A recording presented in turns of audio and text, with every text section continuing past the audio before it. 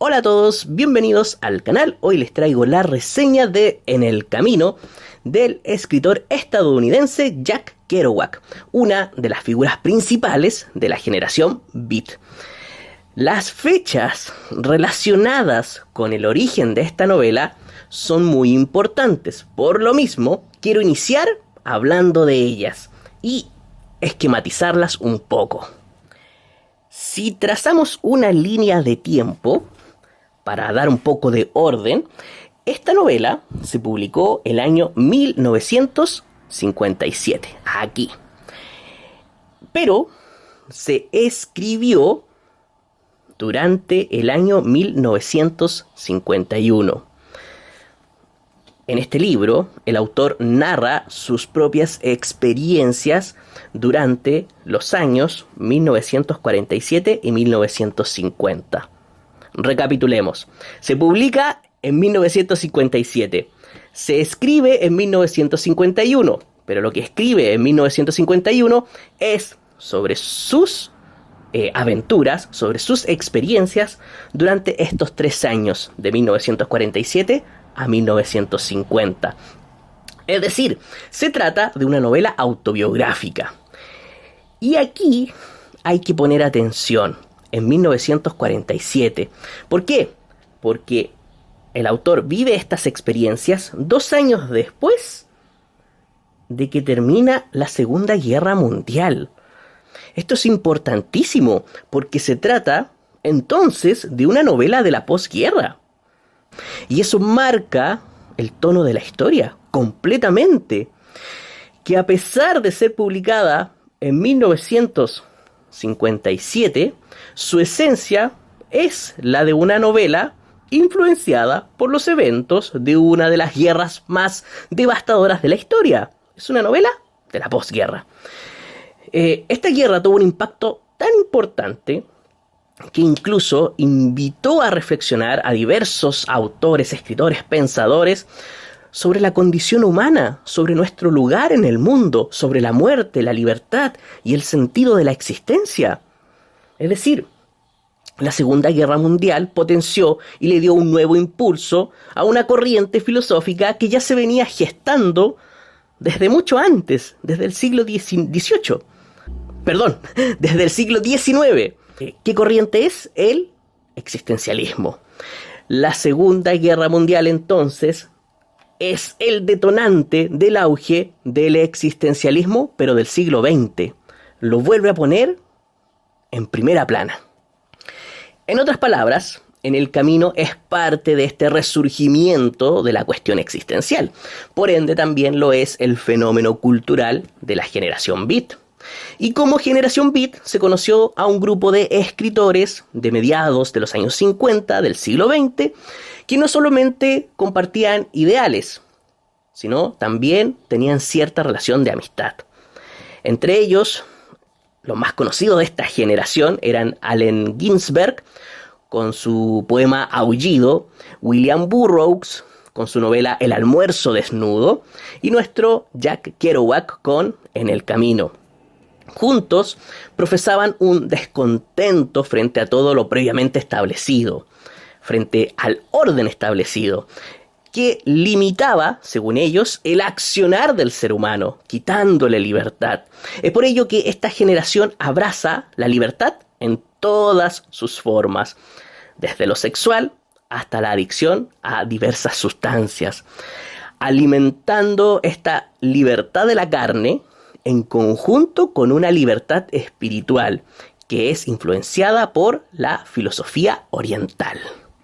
Y la novela, que representa todos estos elementos de una manera muy clara, es precisamente En el Camino, que como bien les decía, se trata de las vivencias del propio Jack durante 3 años de su vida, desde 1947 hasta 1950, entre sus 25 y 28 años, apareciendo él mismo dentro de la novela, pero bajo el seudónimo de Salvatore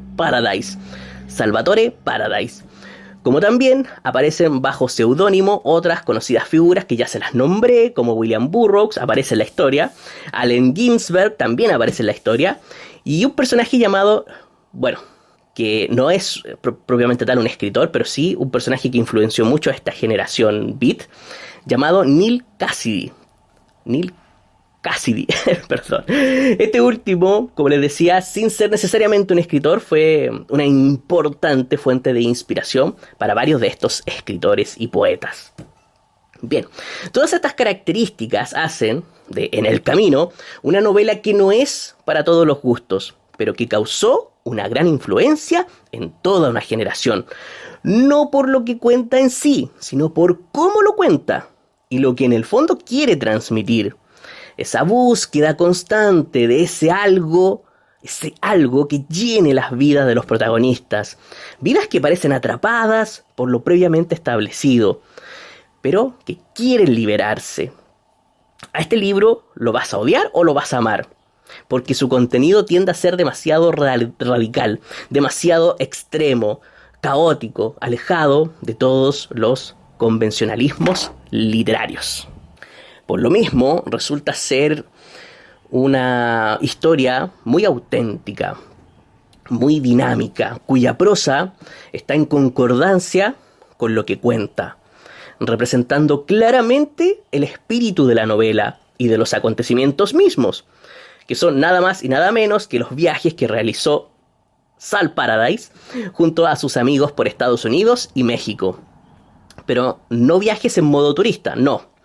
Fue en modo vagabundo, con escaso dinero, haciendo autostop, o como decimos en Chile, haciendo dedo, pidiendo aventones en la carretera, improvisando en la carretera y en los distintos pueblos y ciudades para poder sobrevivir con lo mínimo y al mismo tiempo poder divertirse también, recurriendo a amigos y conocidos para que le den un lugar donde dormir, para que lo alimenten, pidiendo ayuda a sus amigos y utilizando esos mismos contactos y relaciones para ir a todo tipo de fiestas y bares en los bajos fondos.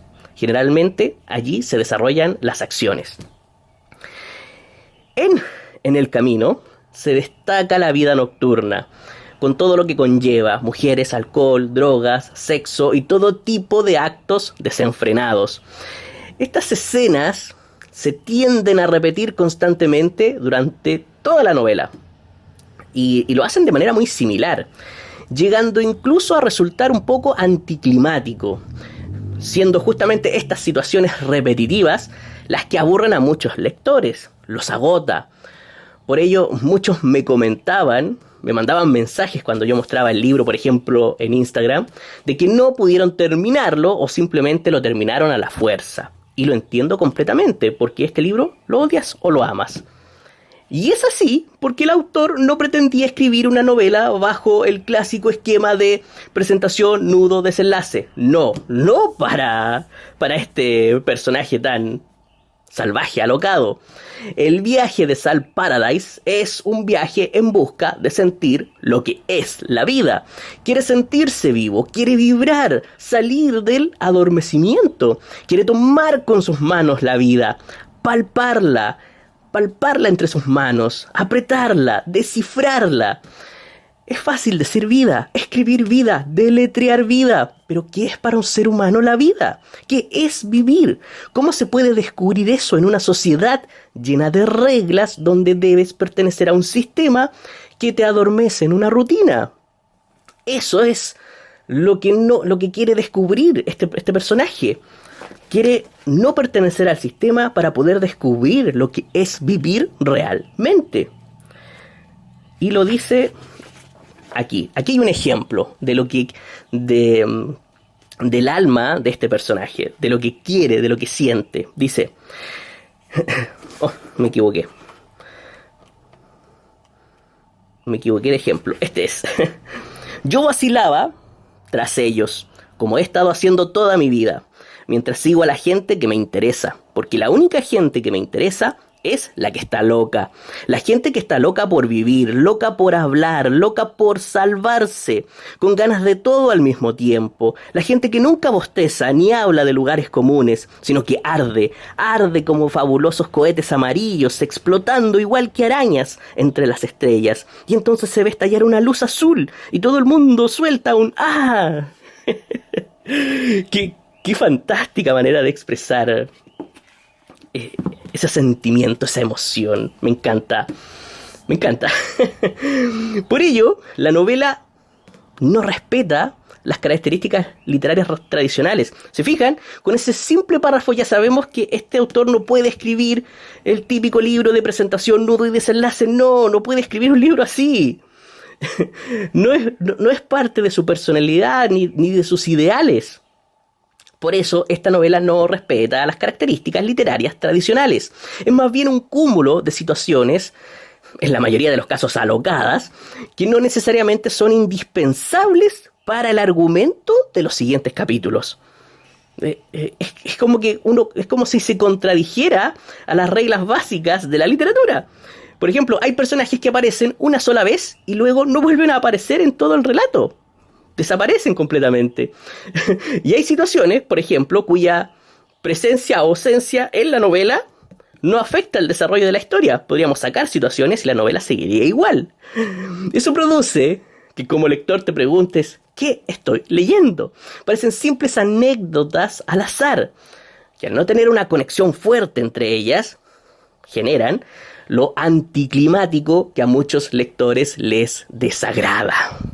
Esto ocurre porque lo que hay aquí no es una simple historia, es una vida descubriendo lo que es la vida misma, donde lo que importa no es lo que vendrá, sino el momento, es lo que el autor plasma. Momentos, la importancia del instante, de vivirlo intensamente, sin importar lo que vendrá mañana, eso da igual. Es por ello que lo que sucede en un capítulo no necesariamente es vital para lo que sigue, porque solo es vital para ese momento, para ese capítulo. ¿Se entiende? Porque así es la vida. Nuestra vida no es una novela estructurada, no. Y el delgado hilo conductor que sostiene la historia de este inmenso libro es una línea continua de asfalto llamada la carretera, la cual no se recorre en una sola dirección. Lo demuestran los personajes aquí en el libro. No es en línea recta, sino que a veces sí, va recto. A veces se cambia de curso, a veces se retrocede o incluso se sale de ella. Lo importante es estar conscientes de los momentos que se viven en ella. Estar conscientes del tiempo que vivimos. Como bien dice un personaje aquí muy importante llamado Dean Moriarty, no debemos traicionar el tiempo con falsas urgencias. Le voy a leer un pequeño fragmento sobre esa reflexión. Es muy adelante en la novela, pero les voy a poner un poco de contexto. Tienen que viajar, se suben a un auto, pero el auto no es de ellos y otras personas manejan. Entonces los dos locos, Sal Paradise y Dean Moriarty, están atrás, en el asiento de atrás y se ponen a conversar entre ellos, mientras los de adelante están manejando. Ellos van en el auto y están conversando. Dice, y Dean le dice a Sal, le dice, ahora fíjate un poco en esos de ahí delante. Están inquietos, van contando los kilómetros que faltan. Piensan, ¿dónde van a dormir esta noche? ¿Cuánto dinero van a gastar en gasolina? ¿El tiempo que hará? ¿Cuándo llegarán a su destino? Como si en cualquier caso no fueran a llegar. Pero necesitan preocuparse y traicionar el tiempo con falsas urgencias. O también mostrándose simplemente ansiosos y quejosos. Sus almas, de hecho, no tendrán paz hasta que encuentren una preocupación bien arraigada. ¡Qué genial! Y cuando la hayan encontrado, pondrán la cara adecuada, es decir, serán desgraciados. Y todo pasará a su lado y se darán cuenta y eso también les preocupará. Y todo pasará a su lado y se darán cuenta y eso también les preocupará. Quieren preocuparse, quieren estar preocupados por lo que vendrá. Es un constante pensamiento analítico, razonador, que Dean dice que es traicionar el tiempo. ¿Por qué? Porque estás pensando en un futuro que todavía no llega, mientras estás desperdiciando tu instante actual. Es decir, traicionan el tiempo con falsas urgencias. No hay que preocuparse por lo que vendrá. Y la novela refleja eso no solo en lo que dice, en el tema, sino también en su estructura. Su estructura está hecha de esa forma de que no hay que preocuparse por lo que vendrá. Está clarísimo. Es un texto donde forma y contenido están íntimamente relacionados, están ligados. Me parece precioso. Bien, con esta idea de fondo, la actitud de Sal Paradise en este camino en busca de respuestas es una actitud activa. Es una actitud llena de energía, es explosiva, es frenética, quiere sentirlo todo, quiere experimentarlo todo, quiere abrir su alma y dejar que el mundo entero entre en ella. Les voy a leer un párrafo donde de alguna forma uno se puede dar cuenta de esa actitud de Sal Paradise. Él lo único que quiere es vivir. Y dice, habían tenido una pelea con los amigos, pero él dice, ¿por qué pensar en eso cuando la tierra dorada se extendía delante de nosotros y estaban acechándonos todo tipo de acontecimientos imprevistos para sorprendernos y hacer que nos alegráramos de estar vivos y verlos? Qué fuerte esa palabra, alegrarnos de estar vivos. Acontecimientos imprevistos, no saber lo que vendrá, no hay un plan y eso lo hace sentir vivo.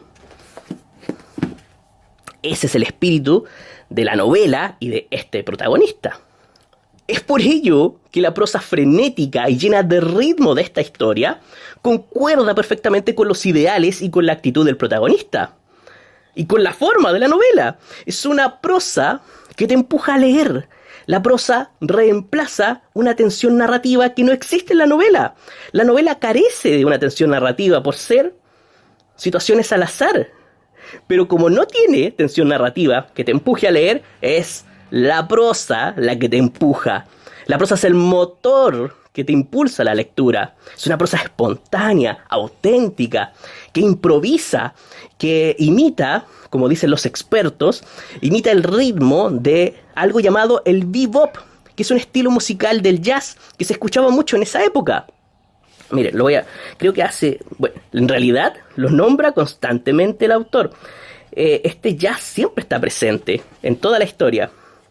Dice, en esta época, 1947, el bop estaba volviendo loca a toda América. Los tipos del loop soplaban fuerte pero con aire cansado, porque el bop estaba entre el periodo de la ornitología de Charlie Parker y otro periodo que había empezado con Miles Davis.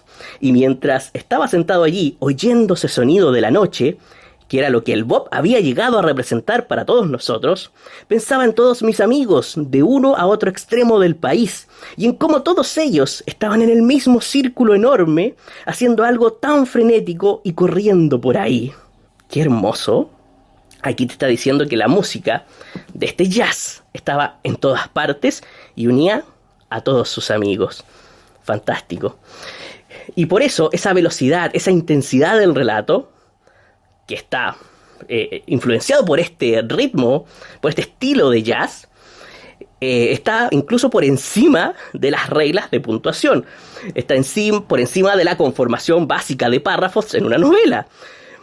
Es tanto así que se salta las reglas de lo literario, de lo tradicional literario, este autor, que escribe todo este libro de corrido. Lo escribe sin parar durante 3 semanas, como si se tratara de una única y larga frase. Lo escribe de corrido sin ningún espacio, sin pausas, con solo puntos seguidos. Él dice que es una gran frase, extensa, y lo escribe en un rollo de papel enorme, de 36 metros. Jack Kerouac toma unos papeles y los empieza a pegar con cinta adhesiva, uno debajo del otro, y forma... ¡Qué locura! Y forma un rollo de papel de 36 metros donde escribe todo este libro. Y lo escribe sin parar, frenéticamente. Y todo es una larga frase, extensa. En el camino es una tremenda y extensa frase de 36 metros. Como si fuera una misma carretera. Fantástico. Y Jack lo llamaba el rollo. En el camino era el rollo. No sé si ustedes encontraron raro que la novela se escribiera en 1951, pero que recién se publicara en 1957. Es decir, Ay, estoy un poco chueco, 6 años. Pasaron 6 años para publicarla. Por todo esto, porque era una novela muy rupturista, muy experimental y que tenía escenas muy fuertes, muy explícitas. No había una mentalidad tan abierta en aquella época como para publicar este libro. Eso explica este espacio de tiempo de 6 años. Y a pesar de la espera, los editores decidieron cambiar varias cosas. A pesar de que esperaron 6 años, de todas formas le metieron mano a la novela, la modificaron. A pesar de que tuvieron que esperar 6 años, aún así decidieron modificarla. Nuestro querido autor lo lamentó, pero lo aceptó. Aún así no le gustó. ¿Qué es lo que hicieron? Mejoraron la puntuación. Estructuraron la novela como si fuera un libro tradicional. La dividieron por capítulos. Es decir, le quitaron su encanto, lamentablemente. Y ese es el libro que yo leí, esta versión, que está aquí. Pero al parecer, el año 2009 se publicó el rollo original. El rollo original sin pausas y con los nombres originales de los protagonistas. Y sin censura. No sé, no he encontrado esa edición, no sé dónde está, no encontré fotos, no lo sé. Si alguien sabe, me avisa en comentarios. Pero yo tengo la novela tradicional. Bien.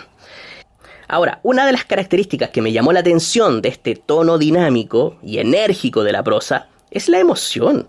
La emoción que el narrador plasma en cada una de las situaciones que vive. Ninguna le es indiferente, todo le produce algo, todo le genera algo, porque él está abierto a recibir. Es un constante receptor de lo que sucede a su alrededor. Por ello puede hacer descripciones de su entorno sin problemas, del paisaje y los distintos escenarios, sin perder el ritmo de la narración. Tengo un ejemplo donde se ve claramente cómo hace esto. Y lo hace de forma natural. Si esto está en él, es su voz narrativa, es la voz del autor, desinhibida. Por ejemplo, este es un párrafo muy simple. Dice, Carlo y yo, Carlo es Allen Ginsberg. Es el seudónimo que le puso Kerouac. Ok, Carlo y yo caminábamos por las destartaladas calles nocturnas de Denver. El aire era tibio, las estrellas tan hermosas, las promesas de cada siniestro callejón tan grandes, que creí que estaba soñando. ¿Se fijan? Al cerrar la frase diciendo que creí que estaba soñando, las últimas palabras le imprimen emoción a este pequeño párrafo, le imprimen una emoción y la hace vibrar. Otro ejemplo, en la pared había un dibujo de Dean desnudo, hecho por Camille. Yo estaba asombrado, era todo tan loco. ¿Se fijan? Describe un dibujo que hay en una habitación y dice, yo estaba asombrado. ¡Pum! Era todo tan loco y remata con una emoción. Eso le da este dinamismo, esta fuerza a la narración. Por esto, la posición en la obra de Sal Paradise como protagonista y narrador está subyugada a su papel de receptor. Esto el autor lo entiende de forma completamente natural. Su protagonista, su alter ego, no puede ser el centro de la novela a pesar de narrarla. Debe hacerse a un lado y ser una especie de nexo entre los lectores y los demás personajes de la historia. Él es el encargado de mostrarnos su entorno, de mostrarnos su comunidad de conocidos y amigos. Son ellos los que deben destacar, y Sal Paradise lo sabe. Y su posición estratégica en la novela es la de estar presente. Sí, está ahí, está viendo todo lo que sucede, pero al mismo tiempo da un paso al costado para que nosotros como lectores podamos ver brillar a los demás personajes. Hice un esquema para eso. Bien, voy a dibujar este esquema de cómo veo la posición de ciertos personajes en la novela, incluyendo el narrador. Esta es una idea bastante simplificada que tengo en la cabeza. Aquí está Salvatore Paradise, Sal Paradise. ¿Se fijan? Él no está en el centro de la historia, sino que está a un costado. Nuestro narrador observador. Aquí voy a dibujar unas X que van a simbolizar personajes. Todos estos son personajes. Hay algunos que son recurrentes, otros que aparecen una sola vez y luego desaparecen. Algunos aparecen solamente 2 veces. Y así. Ok, lo voy a dejar así. Voy a dejar un espacio aquí en el centro. Vamos a hacer cuenta de que este es el universo de la novela. Entonces, Sal es nuestro receptor de lo que hacen los demás personajes. Él podría centrar toda la novela en sus acciones, pero él prefiere soslayar un poco lo que él hace y contarnos qué pasa con este personaje, contarnos un poco qué pasa con este otro, que se lo encontró en la carretera, un vagabundo, o qué pasa con este otro que es un amigo de él que conoció hace mucho tiempo y se reencontró, qué está haciendo, en qué trabaja, cómo enfrenta la vida. Aquí hay otro más, aquí otro más, y él se va desplazando de esta forma, mostrándonos cómo estos personajes se relacionan con su entorno, cómo ven esta vida de marginados, de derrotados. No son exactamente igual que él, pero comparten ideales, comparten ideas. Dejo este espacio aquí en el medio porque aquí viene el personaje más importante. Él es el centro y el alma de la novela. Dean Moriarty, que en la realidad es Neal Cassidy. Ese es su nombre real, ese fue su nombre real, pero en la novela está con el alter ego, con el seudónimo de Dean Moriarty. Dean es el personaje principal, por eso lo pongo con letras, en grande, porque todos estos después resultan ser secundarios frente a la posición de Dean. Para Sal, Dean es el personaje a observar. Es el personaje que de alguna forma representa los mismos ideales de Sal, pero con una mayor intensidad, con una mayor pureza. Eso. En Dean, Sal ve una curiosidad infinita, una ansia por saber y descubrir la vida mucho más grande que la suya. Es devastadora, tan grande que roza la locura. De hecho, es tan importante Dean, que lo dice en la primera hoja del libro. Lo dice. Lo que aparece aquí es como decir, de esto va a tratar la novela. Dice, con la aparición de Dean Moriarty, empezó la parte de mi vida que podría llamarse mi vida en la carretera. Por ello, en un inicio, el narrador nos cuenta un poco de la vida de Dean, nos lo introduce como personaje, luego lo saca de escena un tiempo y espera unas cuantas páginas para hacerlo reaparecer después en Gloria y Majestad y se coloque, como les mostré en mi esquema, en el centro del relato. Es el alma de la historia. Sin Dean Moriarty no hay en el camino. Él es el origen de esta historia. Él la inspira. Gracias a él, este libro existe. Bien, es un personaje que no es muy parecido a Sal en cuanto a sus orígenes, porque él es muy humilde, contrario a los amigos con los que acostumbra a relacionarse Salvatore Paradise. Es muy diferente, porque generalmente sus amigos tienen cierto bagaje intelectual, tienen un paso por la universidad. Dean no, siempre fue pobre, siempre fue un delincuente que debió abrirse camino por la vida sin ningún tipo de ayuda, ni siquiera de su familia. Lo único que tenía era su padre y poco le ayudaba. Pero tiene una vitalidad tan grande, un hambre de conocimiento tan grande, que esa misma hambre lo lleva a conocer a este grupo de personajes que ya tienen un bagaje intelectual, que a él le interesa conocer y poder apropiarse también de ese bagaje. Dean siempre quiere saber cosas y siempre está leyendo, aunque no lo demuestra tanto en la historia, pero sí, siempre está leyendo. Dice, era simplemente un chaval al que la vida excitaba terriblemente, y aunque era un delincuente, solo lo era porque quería vivir intensamente y conocer gente que de otro modo no le habría hecho caso. En el oeste Había pasado una tercera parte de su vida en los billares, otra tercera parte en la cárcel y la otra tercera en la biblioteca pública. Había sido visto corriendo por la calle en invierno, sin sombrero, llevando libros a los billares o subiéndose a los árboles para llegar hasta las buhardillas de amigos donde se pasaba los días leyendo o escondiéndose de la policía.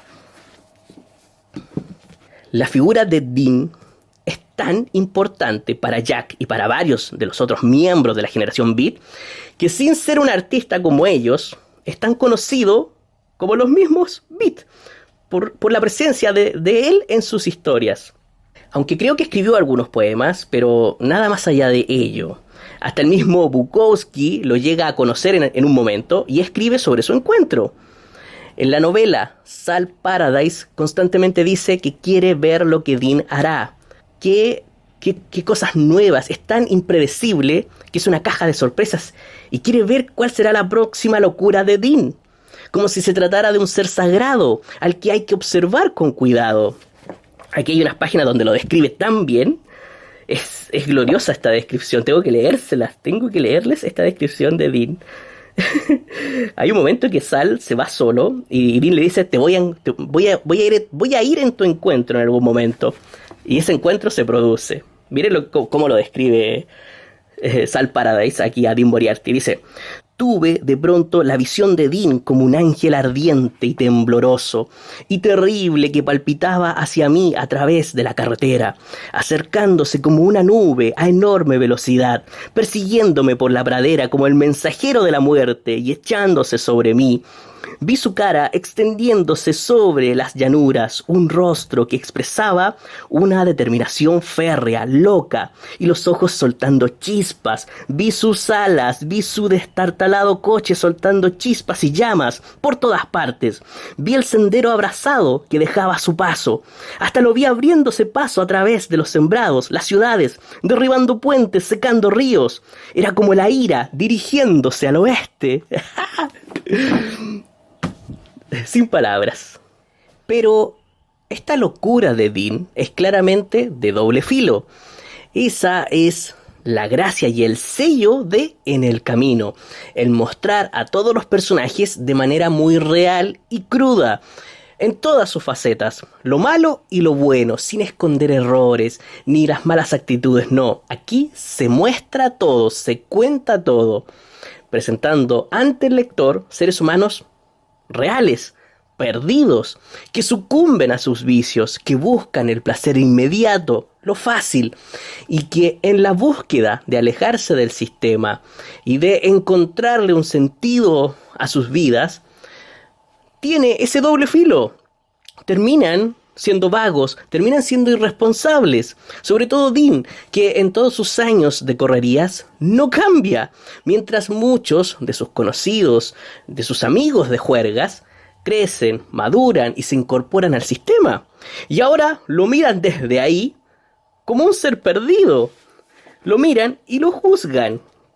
Aquí hay unas frases que quiero decirle. Mira, esto le dicen a Dean y le cantan las verdades tal cual.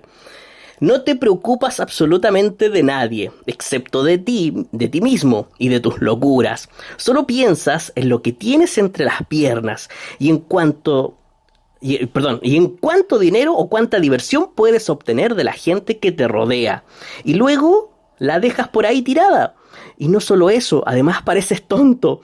Nunca se te ocurre pensar que la vida es una cosa seria y que hay gente que trata de hacer algo decente en lugar de limitarse a andar haciendo el idiota todo el tiempo. ¿Nunca se te ocurre eso? Le preguntan. y nuestro narrador, Sal Paradise, Jack Kerouac, dice: eso era Dean, el idiota sagrado. Les voy a leer otro fragmento. Aquí hay una pelea. Aquí estaban retando a Dean Moriarty. Lo estaban poniendo en su lugar. Y todos se quedaron callados. Decía: tan simple como eso. Fue una noche de lo más triste. Me parecía estar entre unos hermanos y unas hermanas muy extraños en un lastimoso sueño. Luego todos cayeron en un silencio absoluto. En otros tiempos, Dean les hubiera sacado de él con su conversación, pero ahora también callaba y seguía allí delante de todos, desarrapado y hundido e idiotizado, justo debajo de las bombillas, con su huesudo rostro cubierto de sudor y las venas hinchadas, y diciendo sí, sí, sí, como si se encontrara ante unas revelaciones tremendamente duras. Y estoy convencido de que así era, y que los demás también lo sospechaban, y estaban asustados. Era Beat, fíjense bien, era Beat, estaba vencido, era la raíz y el alma de lo beatífico también. Es en este momento en que recriminan a Dean, cuando aparece en la novela por primera y única vez el término Beat. Aquí está, Beat, el famoso término de generación Beat, refiriéndose en esta ocasión directamente a Dean Moriarty, a la figura de Dean Moriarty, como alguien vencido, alguien derrotado luego de que le dijeron todas estas verdades, de que incluso sus amigos lo marginaron. Ha sido marginado por los suyos, que siendo ahora tragados por el sistema, ahora lo recriminan. Pero Beat no solo tiene la connotación de vencido y marginado, como bien lo define el autor, es también beatífico. Aquí lo dice, estaba vencido, era la raíz y el alma de lo beatífico también. Esa doble interpretación, esa dicotomía que tiene la palabra Beat para Kerouac, es la de, por un lado, marginado y vencido, y por el otro, beatífico, que tiene mucha relación con ver a Dean como un ser sagrado, como dijo, el idiota sagrado, que dentro de su derrota, él se siente sereno y en calma. Ya no puede caer más, ha tocado fondo, y entró en un estado beatífico, del cual ya no saldrá más. Por lo menos lo que se puede interpretar en este texto, que me alegro mucho que esté aquí la palabra, y que no sepamos su significado por fuera, sin fuentes. No, aquí lo intenta definir el autor, y de la mejor manera posible, con un ejemplo, con un personaje y con palabras precisas. Genial. E imagino que de aquí se desprende también el término beat para todos los demás escritores de esta generación. No sé si de aquí realmente, pero no sé si el término se usaba ya con anterioridad, pero por lo menos aquí está escrito y de alguna forma también explicado. Ya. Bien, mientras leía esta novela, se me ha hecho larguísimo este video, lo siento. Mientras leía esta novela, en varios momentos se me hizo cuesta arriba por algunas situaciones un tanto repetitivas y anticlimáticas que mencioné con anterioridad, y porque la gran mayoría de las acciones de los personajes a mí me causan cierto rechazo. Yo soy todo lo contrario a ellos en ese sentido, pero aún así yo traté de leer de una forma desapegada, mirando el libro desde una postura crítica. Y por eso no podía dejar de leerlo tampoco, porque me llamaba, me interesaba su propuesta rupturista, me interesaba su narración frenética, me interesaban sus reflexiones sobre la vida. He dado muy pocos ejemplos sobre constantemente reflexiones sobre la vida, sobre el sentido de la vida, la forma en que la ven estos personajes. Por aquí tengo algo que me gustaría leerles. Lo que anhelamos durante nuestra vida, lo que nos hace suspirar y gemir y sufrir todo tipo de dulces náuseas, es el recuerdo de una santidad perdida que probablemente disfrutamos en el seno materno y solo puede reproducirse, aunque nos moleste admitirlo, al morir. Pero, ¿quién quiere morir? Me encanta. Así que, después de esta reflexión, después de todas esas reflexiones que fui leyendo, poco a poco me fui acostumbrando a las locuras de los Beat, a las locuras de los amigos de Sal, y la historia se me hizo más llevadera, y terminé disfrutando mucho el libro. Libro donde solo se relatan 3 años de la vida de este personaje. 3. Pero al finalizar la lectura, me pareció que fue casi toda una vida. Es tanto lo que vive, fue tanto lo que vivieron en 3 años. Es como una vida comprimida en 3 años. De alguna forma, el libro te causa el efecto que busca. Porque te está diciendo que puedes vivir mucho en poco tiempo. Que vivir mucho no es una medida de tiempo. Vivir mucho es una medida del número de cosas que haces. No del tiempo que pasas en vivo, sino de las cosas que haces cuando estás vivo. Por eso yo sentí, cuando terminé este libro, de que estos personajes vivieron demasiado. Yo sentí que habían vivido toda una vida y solo habían vivido 3 años. Es fantástico ese efecto. Fue una sensación que me dio y que me la dejó muy profunda. Y me despedí de la novela con cierta nostalgia. Porque es como si hubiera vivido, es como si hubiera leído toda su vida y es imposible no sentir nostalgia de estos personajes. Y para nada al terminarlo me sentí indiferente, no, al contrario, se despertó en mí una gran emoción, como cuando miras una pintura horrible, pero esa pintura te hace sentir algo inexplicable dentro de ti. No lo puedes razonar, pero te hace sentir algo. Y eso creo que es lo que provoca el arte literario verdadero, que siempre, siempre será profundamente humano. Bien, espero que les haya gustado esta reseña y nos vemos pronto. Saludos a todos.